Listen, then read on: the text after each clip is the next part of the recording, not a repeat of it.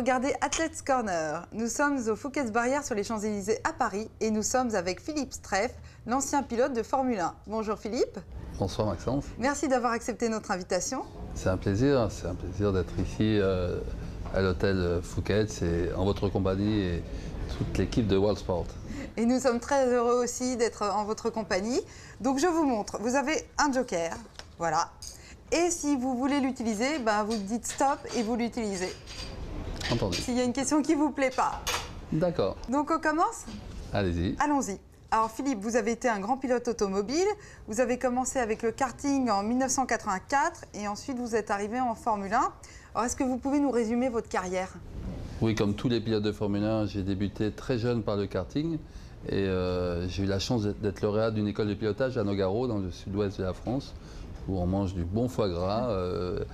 C'était d'ailleurs ma récompense quand je gagnais des courses. Et j'étais champion de France de Formule 3 en 81, et puis de Formule 2 en 82, et j'ai eu la chance d'être choisi par Renault en tant que pilote d'essai, donc troisième pilote de réserve, et de commencer donc chez Renault en tant que pilote titulaire en 84, et ensuite Renault abandonnant les châssis, je suis, je dirais, passé avec les moteurs chez Ligier Renault en 85, où j'ai eu la chance de faire mon premier podium en Australie, et puis 86 et 87 dans une écurie anglaise qui est de Ken Tyrrell, pour ensuite revenir dans l'écurie de Formule 2 AGS, qui entre-temps avait accédé à la Formule 1, et c'est avec cette écurie que j'ai terminé, je dirais, par ce grave accident à Rio qui m'a rendu tétraplégique, mais j'ai rebondi dans d'autres passions. Alors vous êtes resté immobile au lit, sur un lit à la suite de cet accident pendant 3 ans ? J'ai eu 3 ans de pas immobile complètement sur un lit, mais tout d'abord en réanimation. J'ai été rapatrié 4 jours après mon accident du Brésil avec une trachéotomie, où il a fallu effectivement recouvrir tous les éléments vitaux comme la respiration, comme tout simplement après 2 arrêts cardiaques, remettre la machine en route. Et j'ai eu ensuite 2 ans de rééducation et de réhabilitation par rapport à mon handicap qui est quand même très lourd. La tétraplégie, c'est pire, je dirais, que la paraplégie, où on a paralysé des jambes, mais on est à peu près autonome du haut du corps, ce qui n'est pas mon cas. Donc j'ai besoin d'une assistante permanente, d'une personne pour m'aider à faire les gestes de la vie quotidienne. Et là, ça nécessite une rééducation et une rééducation de sa vie en général qui m'ont pris 2 ans, et en Bretagne, dans le centre de rééducation de Carpath, où j'ai appris à reconduire différemment, sans pédale, sans volant, avec un joystick notamment. Et donc il a fallu que je change de domicile, que je l'adapte à mon handicap et que je me réinvente une autre vie, toujours autour de ma passion d'automobile. Et donc voilà, c'est une seconde, puis ensuite une troisième vie dans la politique qui a suivi. Alors quel est le plus grand moment sportif que vous ayez vécu ? Peut-être mon podium en Australie, mon premier podium en 85 qui m'a fait plaisir, bien sûr, parce que lorsqu'on arrive en Formule 1, on rêve de faire des podiums, ensuite de gagner des Grands Prix. Je n'ai pas pu aller jusqu'au bout de mon objectif qui était d'être champion du monde en Formule 1, mais j'estime beaucoup de chance d'avoir accédé à cette ultime étape qui est la Formule 1, puisque c'est le rêve de tout pilote quand on commence par le karting, bien sûr, d'accéder à la Formule 1. Le titre dont vous êtes le plus fier ? C'est d'avoir été lauréat de l'école de pilotage de Nogaro, parce qu'on est beaucoup à vouloir gagner cette carotte qui est une saison complète en devenant pilote professionnel. Donc très jeune, j'ai eu la chance d'être lauréat de cette école et de pouvoir pendant 1 an prendre 1 an de congé sabbatique dans mes études pour me consacrer à cette vie de pilote automobile. Donc c'était ma passion après le karting, et j'ai pu finalement continuer cette vie pendant de nombreuses années jusqu'à la Formule 1, et sans finalement vraiment exercer ce à quoi j'aspirais au départ, être ingénieur dans l'automobile. Mais j'ai vécu une autre passion différemment, et qui s'est mal terminée avec cet accident. Mais malgré tout, je crois que même si c'était à refaire, je referais, parce que j'ai eu la chance de vivre pendant 20 ans ma passion, et de bien vivre de ma passion. Et donc, c'est pas donné à tout le monde, et c'est, malgré ce qui m'est arrivé, une chance que j'ai eue de pouvoir le vivre. Alors aujourd'hui, vous continuez à vivre de votre passion. Par exemple, vous êtes très impliqué dans la prévention routière, alors racontez-nous un petit peu. Oui, effectivement, j'ai eu plusieurs vies, donc ma vie de pilote bien sûr, et ensuite d'organisateur d'événements dans l'automobile au travers de ma première passion qui est le karting pendant une dizaine d'années, qui m'a amené ensuite à justement m'occuper des jeunes et de leur éducation routière à travers le karting dès l'âge de 7 ans. Et donc ça m'a amené vers les ministères, effectivement le ministère des Transports avec en étant conseiller de la déléguée interministérielle de la sécurité routière. Maintenant j'essaye d'appliquer ces conseils aux jeunes en matière d'éducation routière et pour éviter qu'il y ait autant d'accidents et de morts sur les routes et essayer de baisser ce chiffre. Alors vous m'avez parlé du karting, donc maintenant vous avez un karting. Oui, j'ai effectivement, après avoir fait courir des pilotes de Formule 1 à Bercy en karting, qui m'ont aidé à me reconvertir dans cette passion du karting et de l'automobile, ouvert ma propre piste pour tout le monde, un karting de loisirs indoor, Porte de la Chapelle à Paris, le S-Kart, qui permet aux plus jeunes, dès 7 ans, à pouvoir acquérir les meilleurs réflexes de la conduite par le karting, et ensuite pour les meilleurs à accéder au sport automobile et aux autres, moins jeunes, de se faire plaisir 10 minutes au volant d'un kart, autour d'un verre ensuite et d'une bonne table. Alors vous êtes très actif sur la question des personnes handicapées. Quelles sont les actions que vous menez? Eh bien, j'essaye, au travers de ma mission à la délégation interministérielle à la sécurité routière, pour justement les personnes qui ont eu un accident de la route, qui sont devenues comme moi handicapées, essayer de leur redonner une automobilité, c'est-à-dire d'être autonome par la conduite automobile notamment, en repassant leur permis si possible, si le handicap leur permet, ou sinon à pouvoir se déplacer plus facilement en ayant une mobilité qui leur permette, malgré leur handicap, d'avoir une vie à peu près normale, des loisirs, une vie de famille et si possible un travail. Vous parrainez des pilotes. Alors pour vous, c'est important de transmettre votre savoir? Alors je parraine des pilotes parce qu'effectivement dans ce milieu, le nerf de la guerre est l'argent et l'expérience. Donc j'essaye par mes relations de leur trouver tout d'abord des sponsors. On sait que les sponsors sont importants pour débuter dans un sport mécanique qui nécessite du matériel. Et ensuite effectivement une fois qu'ils ont réuni ce qu'il leur faut pour courir dans la discipline qu'ils ont choisie, c'est de les conseiller avec l'expérience que j'ai pu accumuler tout au long de ma carrière. Et donc effectivement, j'ai la chance de parrainer 3 pilotes qui ont de bons résultats actuellement. C'est qui les 3 pilotes?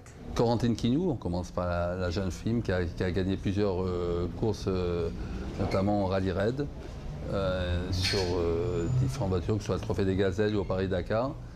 Julien Jousse, qui vient de gagner au mois d'août en Formule 2 et qui est actuellement 3e du championnat du monde de Formule 2. Et l'autre pilote que je parraine depuis très longtemps est un franco-belge qui court pour Ford en championnat du monde de GT, Renaud Cupens, qui est un ami de longue date et qui a de bons résultats également. Est-ce que vous pouvez nous parler de la voiture Vertigo Streff? La Vertigo est une voiture construite de façon artisanale par Tony Gillet, donc en Belgique. C'est le seul constructeur belge et il a voulu faire une Formule 1 de la route et c'est ce qui m'a plu dans ce projet. C'est pour ça que j'ai accepté que cette voiture porte mon nom dans un premier temps, qu'elle soit ensuite engagée pour un des pilotes que je parraine, Renaud Cupens, qui est franco-belge. Et donc cette voiture a toutes les qualités d'une Formule 1, elle peut rouler sur la route et en plus elle est très belle. Voilà pourquoi j'ai aussi accepté d'être associé à cette aventure qui est la construction d'une voiture de sport qui en plus est engagée en compétition tout au long de l'année en championnat du monde. Alors à votre avis, quelle est la principale qualité qui vous a permis de devenir un grand pilote? La rigueur, je dirais. La rigueur, c'est une somme de petits détails qui fait qu'on arrive à faire la différence par rapport aux autres pilotes parce qu'il est certain qu'on est plus de 20 ou 25 pilotes dans le monde à être capables de piloter des Formule 1.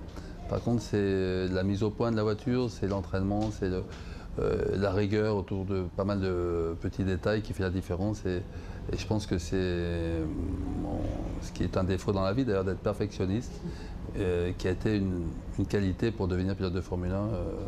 Alors, est-ce que vous avez un défaut, justement, à part celui-là? C'est d'être très exigeant Donc maintenant que je suis dépendant d'autres personnes, effectivement l'exigence fait que je reporte cette exigence sur d'autres personnes, et ce qui me rend très chiant quand même tout au long de l'année. Et bon, il faut me supporter, mais bon, c'est comme je vous le disais, un peu une habitude que j'ai prise lorsque j'étais très entouré en Formule 1 avec beaucoup de mécaniciens autour de moi, beaucoup de gens qui s'occupaient de mon bien-être et que les choses soient les plus parfaites possibles. Et maintenant, j'ai gardé un peu ce défaut, c'est de vouloir continuer, malgré mon handicap, à vivre le plus normalement possible. Donc ça demande beaucoup d'efforts de la part de mon entourage. Et je crois que c'est un défaut que j'ai, d'être exigeant et pour pouvoir continuer de vivre comme j'ai eu l'habitude de le faire. Alors, est-ce qu'il y a des personnes qui comptent particulièrement pour vous? Mes enfants bien sûr, qui ont souffert de l'accident que j'ai eu. Ils avaient 5 et 3 ans lorsque Romain et Thibaut, mes deux garçons, ont dû être élevés par leur maman. Et puisqu'au départ, j'ai été séparé d'eux pendant 3 ans. Ensuite, leur maman s'est occupée d'eux parce que j'avais déjà pas à m'occuper de moi, donc j'ai eu du mal à m'occuper de mes enfants. Maintenant, ça va un petit peu mieux. Ils vivent avec moi et ils ont souffert quand ils étaient un petit peu plus jeunes. Donc c'est ce qui, pour moi, est le plus important, c'est qu'ils soient heureux à mes côtés et qu'ils puissent entamer leur vie d'adulte le plus sereinement possible. Et c'est ce que j'essaie de leur apporter actuellement. Est-ce que vous avez des valeurs qui vous tiennent à cœur? Oui, bien sûr, c'est l'honnêteté, c'est essayer d'être honnête avec soi-même et avec les autres, et surtout, je dirais, de ne pas être hypocrite dans la vie, donc, et de vivre à fond sa passion sans je dirais, gêner les autres. Et donc, il faut être respectueux aussi bien dans la vie que sur la route, puisque c'est ma mission maintenant d'essayer de respecter les autres sur la route et d'être citoyen dans la vie, tout en étant aussi respectueux de l'environnement, parce que c'est une de mes autres passions maintenant depuis que j'ai rencontré Nicolas Hulot en 2005, et son discours m'a interpellé, moi qui ai émis beaucoup de gaz à effet de serre du karting à la Formule 1. Je me suis dit que je n'avais pas contribué à améliorer la planète et que j'allais maintenant me consacrer à ça. Et c'est vrai que depuis 2007, on en parle beaucoup avec le pacte écologique que Nicolas Hulot a fait signer à tous les candidats à l'élection présidentielle, et le président Sarkozy maintenant, avec le Grenelle de l'environnement, a fait beaucoup pour inciter les autres pays à être citoyens vis-à-vis de la planète, et donc de faire en sorte que nos petits-enfants puissent vivre normalement sur cette planète qui est malheureusement en triste état, avec depuis quelques années la pollution qui augmente, et le réchauffement climatique fait que si on ne fait pas quelque chose, ça sera dramatique dans les prochaines années pour nos enfants et nos petits-enfants. Maintenant, je passe à vos goûts. Alors, je voulais savoir ce que vous adorez manger. J'adore tout ce qui est simple. Tout ce qui est simple, et bon, en ce qui me concerne, je n'ai pas de régime particulier, mais simplement une hygiène de vie en évitant les excès. Et j'aime pas l'alcool. J'ai jamais bu d'ailleurs, et jamais fumé non plus. Donc tout ce qui est sain me convient très bien, et surtout par rapport à mon handicap, je peux pas faire d'excès parce que je suis déjà suffisamment ennuyé avec donc ma santé pour pas rajouter avec d'autres choix dans l'alimentation ou dans les excès qui feraient qu'empirer mon état. Alors, quel est le plat que vous détestez? J'aime tout, il n'y a pas vraiment de... Non, il n'y a pas de... comme ça. Cool. C'est pratique de vous inviter à dîner finalement. Oui, je suis vous serez content de toute façon. Surtout si c'est vous. Ah, bon, très bien. Alors, je vous ferai un truc. Bon, je ferai attention à ce que je fais. Bon, mais on prend date, Isabelle, on prend date. Elle peut noter, donc on prend rendez-vous tous les deux. Petit dîner, voilà. Avec grand plaisir. Alors, quel est votre chanteur préféré? Mon chanteur préféré, c'est John Hallyday, et sa chanson préférée, L'envie d'avoir envie. Au moins, c'est clair. Il y a une réponse directe. Tout à fait. Là, à la télévision, qu'est-ce que vous aimez regarder? Les Grands Prix de Formule 1. c'est pas très original, mais je n'ai pas trop le temps de regarder la télévision. Et si ce n'est des flashs d'informations le matin quand je me lève et le soir quand je me couche pour être au courant de ce qui se passe dans le monde, mais j'ai pas trop le temps malheureusement, à part les Grands Prix de Formule 1 qui sont assez ma passion, de regarder la télévision. Et est-ce qu'il y a quelque chose que vous zappez? Si vous allumez la télé, là, c'est pas possible de regarder. Ça m'arrive pas de... Puisque vous regardez que la Formule 1 finalement. Donc je regarde que... Vous savez ce que vous regardez. C'est que malheureusement dans les flashs d'information, je vois des choses qui sont souvent dramatiques et liées souvent au réchauffement climatique. Les catastrophes naturelles me touchent beaucoup parce que je sens que c'est quelque chose lié justement à ce qu'on n'a pas anticipé, à savoir le réchauffement climatique et toutes ces catastrophes naturelles qui viennent de là me touchent énormément lorsque je vois ça à la télé. Alors, au cinéma, est-ce qu'il y a un film que vous avez adoré? Oui, le premier long métrage de Luc Besson qui est Subway, parce que j'ai eu la chance que Luc Besson, donc, qui était le fils de mon manager, fasse son premier court métrage sur ma saison de Formule 2 en 1982. Il avait à peine 20 ans. Et lorsque justement il a eu la chance par Gaumont d'avoir un budget pour faire un long métrage, c'était Subway. Et donc j'ai adoré ce film parce que bien sûr j'y ai participé dans le tournage au départ. Vous savez, ce film commence par une course-poursuite dans les tunnels du Châtelet et avec une Mercedes, une R5. Ensuite, eh bien, tout se passe dans le métro et donc c'est un film qui m'a marqué. Puisqu'ensuite on connaît la carrière de Luc Besson avec pratiquement un grand film tous les 3 ans, puisqu'après Subway, il y a eu Le Grand Bleu, Nikita, Léon, Le Cinquième Élément, Vous l'avez bien suivi, quoi. Donc c'est resté un ami et vraiment, Subway pour moi m'a marqué. Est-ce qu'il y a un film que vous ne retournerez jamais voir? J'essaye de vite oublier ce qui est négatif, donc je reste positif et j'ai oublié ce qui n'est pas bien. Quel est votre sportif préféré? Ayrton Senna, qui a été vraiment mon modèle. J'ai débuté en même temps que lui. Je l'ai fait courir en karting après mon accident à Bercy, la première édition du Elf Masters en 93. Face à Prost, c'était la dernière confrontation d'Alain Prost et d'Ayrton Senna en karting à Bercy mi-décembre 93. Et malheureusement, 4 mois après, il a eu un grave accident. Le 1er mai 94, j'étais sur place dans son stand et c'est vraiment le sportif que j'ai le plus adulé, qui reste à ce jour mon sportif préféré. Est-ce que vous avez un conseil à donner aux jeunes qui débutent dans l'automobile? Oui, d'être, comme je disais tout à l'heure, très rigoureux sur lorsqu'ils ont choisi une voie, d'aller au bout de cette voie en étant donc attentifs à tous les détails et sérieux dans leur relation avec leurs partenaires et leur équipe. Parce que pour réussir, il faut vraiment mettre tous les atouts de son côté et il ne faut pas oublier les détails. C'est comme je disais tout à l'heure, une addition de détails qui fera la différence pour qu'ils arrivent à leurs objectifs et gagner des courses et des championnats. Alors merci Philippe, vous n'avez pas utilisé votre joker, bravo. Et je suis très contente de vous avoir reçu. C'était un plaisir, à bientôt. C'était Athletes Corner, vous pouvez regarder sur worldsports-events.com à la rubrique Athletes Corner.